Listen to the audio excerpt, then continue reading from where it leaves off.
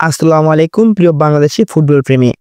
বাংলাদেশের বর্তমান ন্যাশনাল টিমের চুম্বক, যার কারণে মাতৃভূমি টানে দেশের ফুটবলের নাম লেখাচ্ছেন অনেক প্রবাসী অবস্থানকারী বাংলাদেশি ফুটবলাররা। আমরা যারা ফুটবল কম বুঝি তাদের মনে বড় একটা মিসকনসেপ্ট বিরাজ করে, আর সেটা হলো প্রবাসী প্লেয়ার বাংলাদেশে আসছে মানেই তাদেরকে অন্য দেশ থেকে বাংলাদেশের টিমে খেলানো হচ্ছে। আসলে প্রকৃত সত্য হলো বাংলাদেশের জনগোষ্ঠী যারা দেশের ফুটবলের বাজে অবস্থার কারণে এতদিন বাইরের দেশের বিভিন্ন দল ও ক্লাবে ও জাতীয় দলে খেলেছেন, তাদেরকেই মূলত প্রবাসী ফুটবলার বলি। তবে এটা আমাদের গর্বের বিষয় যে বাংলাদেশের কৃতি সন্তান বাইরের দেশের হয়ে ফুটবল খেলেও দেশের ফুটবলটাকে যুগের পর যুগ বাঁচিয়ে রেখেছেন এবং এখন তারা বাংলাদেশের লাল সবুজের রঙিন জার্সিতে আলো ছড়াবেন বিশ্ব মানচিত্রে। এবার আসি মূল আলোচনায়। ইংলিশ প্রিমিয়ার লিগের হয়ে খেলা হামজা চৌধুরীকে প্রবাস থেকে দেশে ফেরানোর পর বাফুফে অক্লান্ত শ্রম দিয়েছে বাংলাদেশি প্রবাসী ফুটবলারদেরকে দলে ফেরাতে, আর তাতে একের পর এক সফলতাও পেয়েছেন বাফুফে।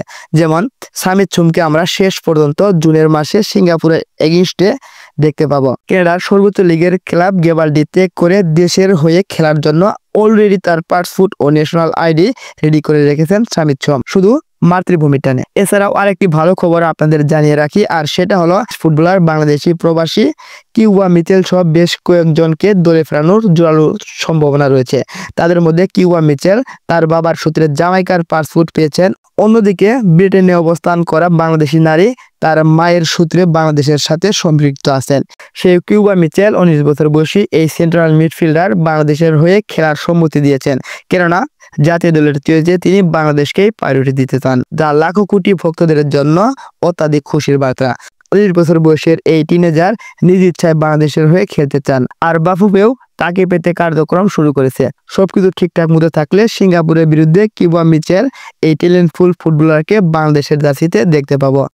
আমি সত্যি অবাক হয়েছিলাম যখন কিউবা মিচেলের তথ্য সংগ্রহ করার জন্য তার খেলাগুলো উপভোগ করেছিলাম। তার খেলাগুলো সত্যি দারুণভাবে উপভোগ করার মতো, আর তার খেলা দেখে আমার মনে হলো সে প্রকৃত একজন সেন্ট্রাল মিডফিল্ডার। আর তার খেলার ধরন দেখে আরও মনে হলো যে সে ভবিষ্যতে একজন বিশ্বমানের তারকা হবেন, যার জন্য সব রকমের গুণাবলী ও স্কিল এই প্লেয়ারের মধ্যে রয়েছে। যেমন তিনি ড্রিবলিং করতে পারেন, তেমনি short pass, accurate long pass গুলো রূপকথার গল্প করার মতো। এছাড়াও তার কুইক ট্রানজিশন ও মুভমেন্ট স্কিল, বল পায়ে দ্রুত রান করতে পারা সত্যি অসাধারণ লেগেছিল আমার কাছে। ডায়াগোনাল পাস সুইচ করা, অর্থাৎ মাঠের এক প্রান্ত থেকে অন্য প্রান্তে বল ভাসিয়ে দেওয়া, অফ দ্য বল মুভমেন্ট এবং সতীর্থদের রান মেক করার আইডিয়া বুঝতে পারা, অল্প সময়ে মাঠে কে কোথায় অবস্থান করেছেন সেটা উপলব্ধি করতে পারা সহ সব ধরনের ট্যালেন্ট ও স্কিল এই ফুটবলারের মধ্যে লক্ষ্য করা যায় দারুণভাবে। সর্বোপরি প্রতিপক্ষের অ্যাটাকে বাধা সৃষ্টি করা, ফিজিক্যালি ট্যাকল করা এবং দ্রুত বল রিগেইন করা কারিগরির দক্ষতার পরিচয় দিতে পারেন। একই সাথে এই কিউবা মিচেলের মাঝে নানামুখী প্রতিভা আছে। তিনি একই সাথে ডিফেন্স করেন এবং সুযোগ পেলেই বল পায়ে রান মেক করেন ডিফেন্সের ভিতর। এখন প্রশ্ন আসতে পারে, এত মিডফিল্ডারের ভিড়ে যেমন জামাল ভুঁইয়া, সামিদ চুম এবং হামজা চৌধুরী, এছাড়াও বাংলাদেশের ঘরোয়া লিগে খেলা মিডফিল্ডারদেরকে কিভাবে খেলাবেন কোচ কাবরেরো? সেটা আমার মতে 4-2-3-1 হতে পারে। এখানে দুইজন মিডফিল্ডারের মধ্যে একজন কিউবা মিচেল হতে পারেন, অন্যজন সামিদ চুম বা হামজা চৌধুরী হতে পারেন। অর্থাৎ আমার মতে কিউবা ও সামিদ চুমকে ডিফেন্সিভ মিডফিল্ডার হিসেবে খেলানো যাবে এবং তাদের সামনে হামজা চৌধুরী সহ 3 জন অ্যাটাকিং মিডফিল্ডার খেলবেন, আরেকজন স্ট্রাইকার থাকবেন। এটাই হতে পারে আমাদের জন্য বেস্ট চয়েস, কেননা বাংলাদেশ ফিনিশারের অভাব রয়েছে, বরাবরই ছিল এবং আছে, ভবিষ্যতে থাকবে।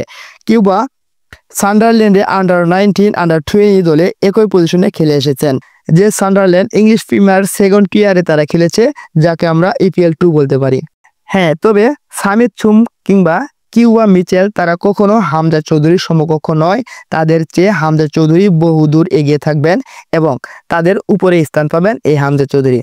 তবে সবচেয়ে বড় কথা হলো EPL 2 কিংবা EPL 3 যাই বলুন না কেন, বাংলাদেশের কনটেক্সে তারা ফার বেটার পারফরমেন্স দিয়ে থাকবেন। এভাবে যদি বাংলাদেশের ফুটবলের অগ্রগতি দেখতে পাই, আমরা সত্যি আমাদের যে স্বপ্ন ছিল 2030 বিশ্বকাপে ফিফা র্যাঙ্কিং এ চান্স পাওয়া, সেই স্বপ্নটা আসলেই বাস্তবে রূপান্তরিত হবে এবং হতে যাচ্ছে।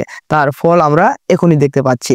তবে আশা করব বাফুফের বর্তমান যে কার্যক্রম রয়েছে সেগুলো যদি ঠিকঠাক মতো চলে এবং সিন্ডিকেট যদি আমরা ভাঙতে পারি, অবশ্যই বাংলাদেশের ফুটবল ইতিহাসে বিভিন্ন নক্ষত্রের আগমন ঘটবে। প্রিয় ফুটবল প্রেমী, ফুটবলের এমন নিত্য নতুন আপডেট নিউজ পেতে এবং গেম অ্যানালাইজ, ম্যাচ অ্যানালাইজ এবং প্লেয়ার অ্যানালাইজ এর ভিডিওগুলো পেতে আমার চ্যানেলটিকে অবশ্যই সাবস্ক্রাইব করবেন। সেই সাথে লাইক, কমেন্ট ও শেয়ার করতে ভুলবেন না।